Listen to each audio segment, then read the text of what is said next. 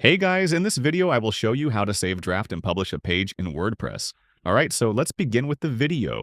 Start by navigating to the WordPress website in your web browser. After logging in, go to the Pages section inside your dashboard. This is where all your website pages are listed and organized, making it easy for you to edit or create new pages. Once you reach the Pages view, find the specific page you want to work on and click the Edit option next to it. This takes you directly into editing mode. Inside the editor, look toward the right panel of your screen, where you will see the Status section. This section shows whether your page is currently saved as a draft or already published. To change the page status, click on the link shown inside the Status area. This opens a small menu where you can switch your page to draft if you are not yet ready to publish it. Once you select the draft option, the next step is to save your work. Simply click the Save button at the top of the editor. When you are fully satisfied with your edits and the page is ready for your audience, you can publish it.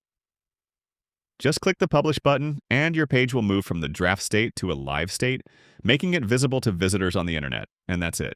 So that is how you can save, draft, and publish a page in WordPress. So that's all for this video. Thanks.